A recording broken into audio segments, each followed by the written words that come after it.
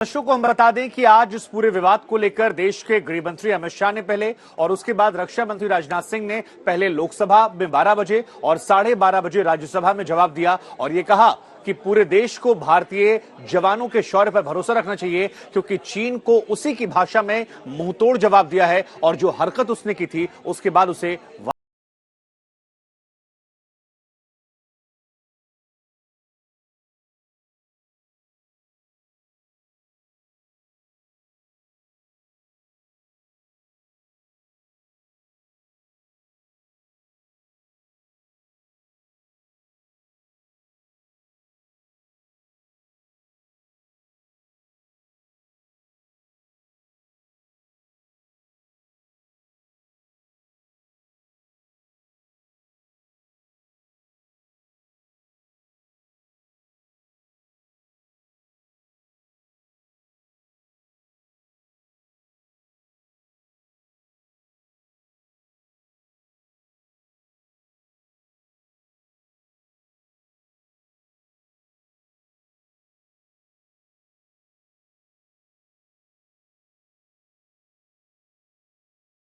खदेड़ दिया कि हमारे किसी भी सैनिक की न तो मृत्यु हुई है और न ही कोई गंभीर रूप से घायल हुआ है। इंडियन मिलिट्री कमांडर्स के टाइमली इंटरवेंशन के कारण पीएलए सोल्जर्स अपनी लोकेशंस पर वापस चले गए। अध्यक्ष महोदय, तवांग में एलएसी पर यथास्थिति बदलने की चीन की सैनिकों की कोशिश नाकाम रही।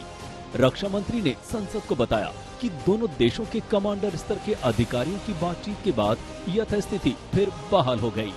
इस घटना के पश्चात एरिया के लोकल कमांडर ने 11 दिसंबर 2022 को अपने चाइनीज काउंटर पार्ट के साथ स्थापित व्यवस्था के तहत एक फ्लैग मीटिंग की और इस घटना पर चर्चा की। चीनी पक्ष को इस तरह के एक्शन के लिए मना किया गया और सीमा पर शांति बनाए रखने के लिए कहा गया। इस मुद्दे को चीनी पक्ष के साथ कूटनीतिक स्तर पर भी उठाया गया है। राजनाथ सिंह से पहले गृह मंत्री अमित शाह ने हमारे जवानों की बहादुरी की तारीफ की। और जब तक भारतीय जनता पार्टी की मोदी सरकार चल रही है, 1 इंच जमीन पर भी कोई कब्जा नहीं कर सकता। कल अपने सेना के जवानों ने जो 8 की देर रात को और 9 की सुबह को जो वीरता दिखाई है, मैं इसकी बुरी प्रशंसा करता हूं। इन्होंने घुसे हुए सभी लोगों को कुछ ही घंटों में वापस खदेड़ दिया और हमारी भूमि का रक्षण किया। संसद में रक्षा मंत्री के बयान और गृह मंत्री के भरोसे के बाद भी विपक्ष का हंगामा जारी रहा और सवाल उठाए जाते रहे। ख्याल में कोई शक नहीं है कि चाइना की आंखें तवांग पे हैं और तवांग सेक्टर में हमें बहुत होशियार रहना है। जो आर्मी ने कल किया, मेरे ख्याल में पूरा देश का समर्थन के साथ किया है।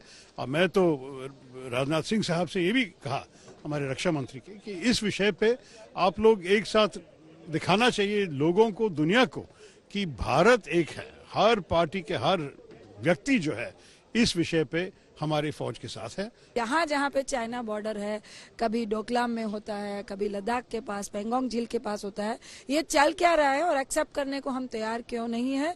हम सारा विपक्ष देश की सुरक्षा में एक साथ आपके साथ खड़े हैं, लेकिन प्रधानमंत्री को पूरे देश को विश्वास में लेना चाहिए।